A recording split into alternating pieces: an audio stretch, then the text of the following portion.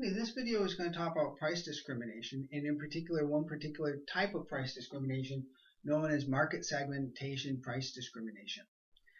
Price discrimination refers to the fact that when you're a monopolist or when you have power over the price, when you have the ability to set a price, in other words, you're not constrained like the firms in the marketplace. Firms in a competitive market have to take the market price as given. So if you're a perfectly competitive firm, you have to take the market price as given. You don't have any control, any discretion really to sort of set a different price. If you tried to set a price above the market price, you're going to lose all your customers. If you set a price below the market price, well, you're only going to be giving up a profit and revenue because you can sell as much as you want at the market price. If you're a monopolist and you have some what's referred to as market power, or an ability to some extent set up a price and actually hope to sell units of the good at that price, then you might want to experiment and sell different units of the good at different prices. Price discrimination refers to a case where a firm would have to have some degree of market power. A firm is going to sell the same unit of the good at different prices, or different units of the same good for different prices. And the way you would for this to be truly price discrimination, there can't be a difference in cost. So if there's a difference in cost of service or the cost of selling to a customer, or maybe they have slightly different versions of the good, and one version of the good has higher performance than the other, then the fact that a high quality version or a high performance, say, sports car sells for a higher price than, say, a sedan or a light pickup truck, that isn't price discrimination because there will be a difference in price, but it reflects a difference in cost. So price discrimination is referring to cases where there's no difference in prices. Well, one case in which we could observe price discrimination, it would be if a monopolist were to be operating in two different markets. So these would be two separate, maybe we think of geographically separated markets. Maybe this would be a market for the good, and you might think of a monopolist in a country, and then this country is an island nation, and so there are two main islands here, and so you have two geographically segmented markets, but you happen to be a monopolist in both of them.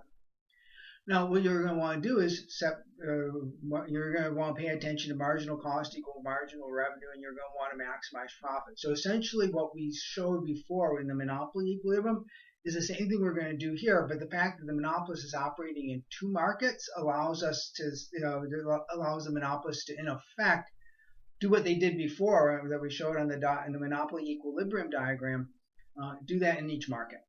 Now, we want to be able to make sure that it's not a difference in cost that's reflecting this. So I just, again, to make sure there's no possible ambiguity about whether it's cost or not, I drew in a horizontal marginal cost and average cost curve, and we're going to say that that's the same in both marketplaces. So now we've taken out a difference in cost as a possible explanation.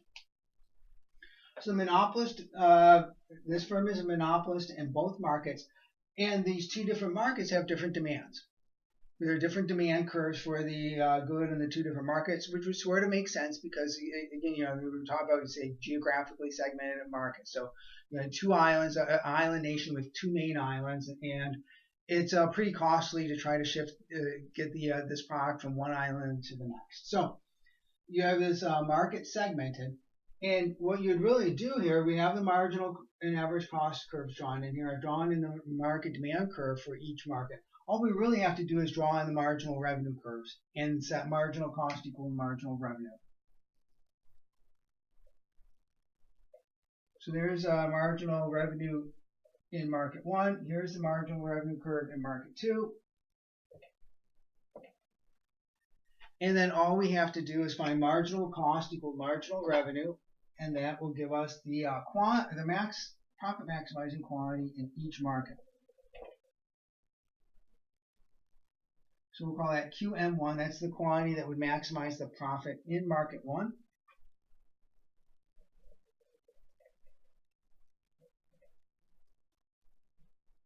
And there's the quantity that would maximize profit and market too. Simply set marginal cost equal marginal revenue in each market.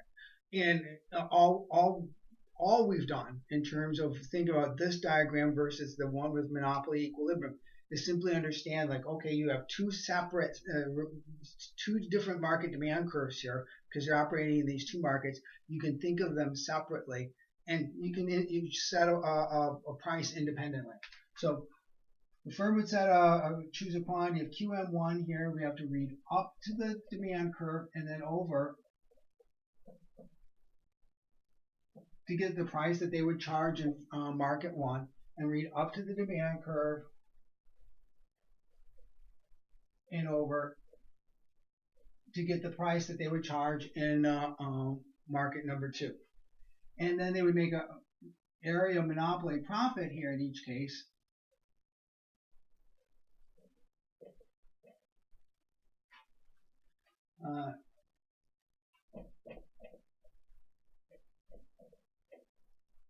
That we could show on the diagram like this.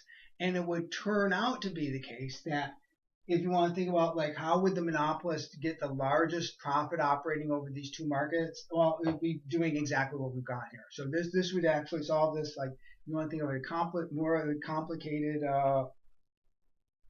if you want to think of this more complicated profit maximization problem, the monopolist is solving it here. So this is the solution of the problem, and this is what we have. Now, one thing we can observe if we look across these two different diagrams and say, like, well, why is it that the monopolist is charging a higher price here than they did over here? The difference would be the elasticities of demand in this case. The monopolist is going to want to set a price above marginal cost depending on the elasticity of demand. And in the way to think about it is that in the market where demand is more elastic, you'll have a lower price. In the market where demand is more inelastic, you'll have a higher price. You think about it, in a market where demand is inelastic, the inelasticity is telling you that as you raise the price, remember the elasticity is the change in quantity demanded divided by percentage change in quantity demanded divided by the percentage change in price. So if you raise the price 10%, in the market where demand is more inelastic, you'll have a smaller change in the quantity than you would have had in the market where demand is more elastic. So the short version of this is that the market where demand is more inelastic, that will get the consumers in that market will end up paying a higher price. The monopolist would mark the price up over marginal cost more in the market where demand is inelastic. So that's market segmentation, price discrimination.